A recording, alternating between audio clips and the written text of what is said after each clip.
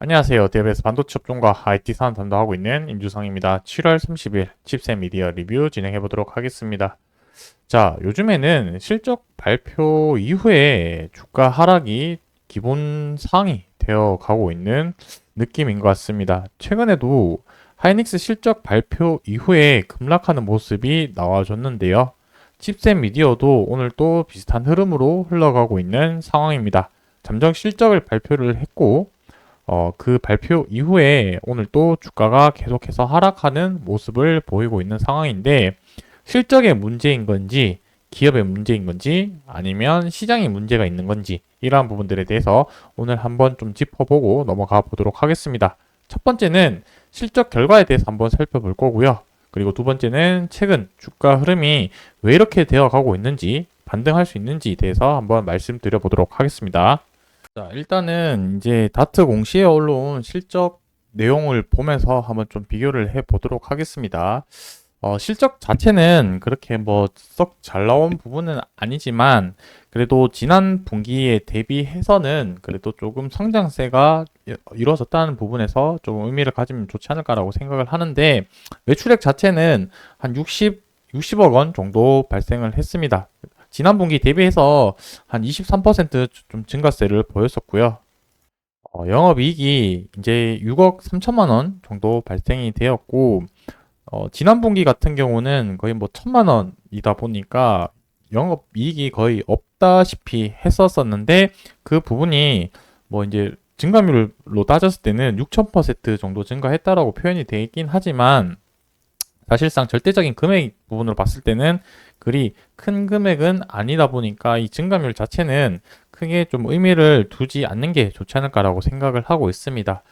다소 조금 아쉽다라고 표현한 부분은 결국 무엇이냐면 작년 대비해가지고 이 증가율이 어떻게 변화가 됐는지 좀 봐야 되는데 매출액이랑 영업이익이 작년 대비해서는 10% 정도 줄게 되었고요. 영업이익도 조금 거의 절반 이상 줄게 되는 그런 모습이 보여서 다소 아쉽다라고 표현할 수 있겠습니다. 자, 뉴스 기사를 보시게 되면은 칩셋 미디어가 2분기 매출액이 61억 원 정도 발생이 되었고 전년 대비해서 한 10% 정도 줄게 되었다. 자, 그리고 소비자 가전 등 경기 둔화로 인해서 매출이 순년되었다라고 했는데 여기서 순년이라는 단어가 좀 쉽게 생각하면 연기되었다라고 좀 생각해 주시면 좋을 것 같습니다.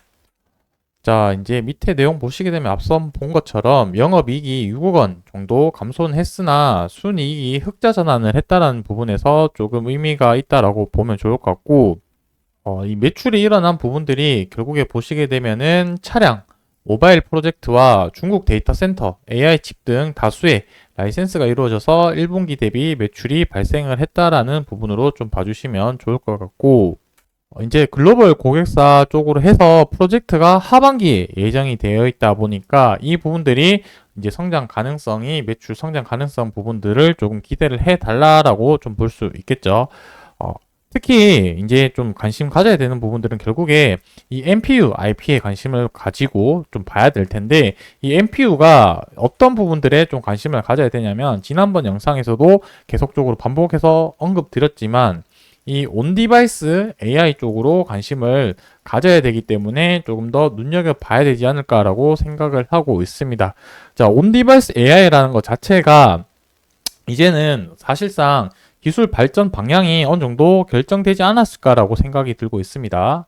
현재로서는 지금 스마트폰 중심으로 진행을 하고는 있지만 이제 더 나아가서는 이 가전제품, 더 나아가서는 모든 전자제품 쪽으로는 이 온디바이스 AI 기능이 탑재를 하면서 진행될 가능성이 높지 않을까라고 생각이 들고요.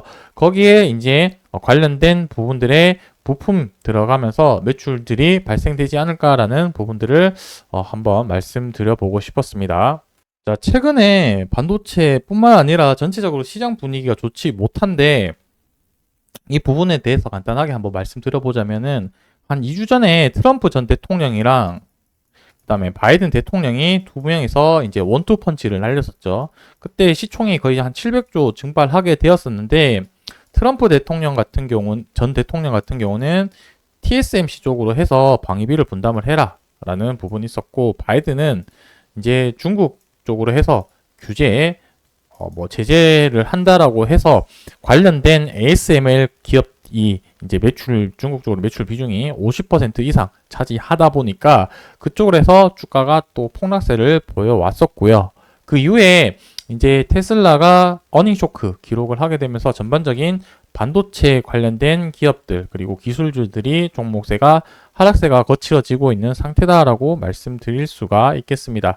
마찬가지로 제가 앞서 서두에 말씀드린 것처럼 하이닉스가 실적 3전이랑 2분기 실적 발표 후에 주가가 뒷걸음질 치었다라고 했는데 실적은 잘 나왔습니다. 하이닉스도 그렇고 삼성전자도 그렇고 이제 뭐 어닝 서프라이즈급으로 나오게 되었는데 주가가 계속해서 악재로 작용했던 부분들은 결국에 제가 앞서 말씀드린 것처럼 이 외부적인 요인에 의해서 주가가 하락을 했다라고 볼 수 있을 것 같고 이제 여기와 관련된 전체적인 시장 진단을 어떻게 했는지가 좀 중요한데 이제 증권가 쪽에서는 올 하반기 기대주로 주목받았던 반도체 주가 흐름이 다소 부진했다. 그러니까 실적은 좋았는데 계속 그 주가가 하락했던 요인들은 외부 변수에 따른 것으로 이렇게 해석을 하고 있죠. 방금 말씀드린 것처럼 빅테크 기업들의 하락세의 여파로 조금 한국 증시에 영향을 미쳤다라고 볼 수 있을 것 같고 중요한 거는 이 반도체 업황이 중요한 건데 실적 전망이 여전히 긍정적인 만큼 목표 주가 매수 의견을 유지를 하고 있다라는 부분들은 시장 분위기가 그대로이지만 업황이나 실적이나 이런 부분들은 좋지만 이 외부 변수로 인해서 주가가 하락을 했기 때문에 기존 스탠스는 변하지 않았다라는 게 증권사의 의견이라고 좀 볼 수 있겠습니다. 뭐 제 생각도 비슷한데 현재 뭐 이제 엔비디아 관련해서 여러 이슈들이 많긴 한데 그 부분들은 조금 더 지켜보면서 어느 정도 저도 정리를 하고 영상에서 추후에 영상으로 필요한 부분들 말씀드리도록 하겠습니다. 자, 주가 흐름을 이제 보게 되면은 어제까지만 하더라도 이 지지 라인을 조금 잘 구축하는 모습이 좀 보여줬었는데 오늘 이 지지 라인을 좀 이탈하는 모습을 보여왔기 때문에 당분간은 이제 어떤 구간에서 지지받을 수 있는지 여부를 좀 체크를 하는 게 중요하지 않을까라고 생각을 하고 있습니다. 자, 오늘 이렇게 아래 꼬리를 달고 주가 만약에 마감을 한다라고 봤을 때는 또 지지 구간이 이제 여기서 지지 구간을 확인하는 부분이 좀 중요할 것 같은데 단기간적으로 봤을 때는 주가가 어떤 구간에서 이제 하방 지지를 받는지 여부를 체크를 하고 나서 주가 방향성을 체크를 해야 되는 시점이지 않을까라고 생각을 하고 있습니다. 워낙 지금 시장이 전체적으로 빠지고 있고 거래량 없는 상태에서 주가가 움직이고 있기 때문에 이 부분은 앞으로 좀 더 시장 분위기나 업황에 대해서 체크를 해가면서 좀 대응해야 되는 구간이지 않을까라고 생각을 합니다. 자, 지금 좀 답답한 흐름이긴 한데 이 부분들이 또 어느 정도 해소를 하고 나면은 뭐 FOMC 회의도 있을 거고 아무래도 단기적으로는 FOMC 이후에 또 방향성이 결정되지 않을까라고 생각이 들고요. 그 부분 이후에 또 특별한 움직임이 있으면 영상에서 말씀드리도록 하겠습니다. 오늘 영상 여기서 마무리하도록 하겠습니다. 감사합니다.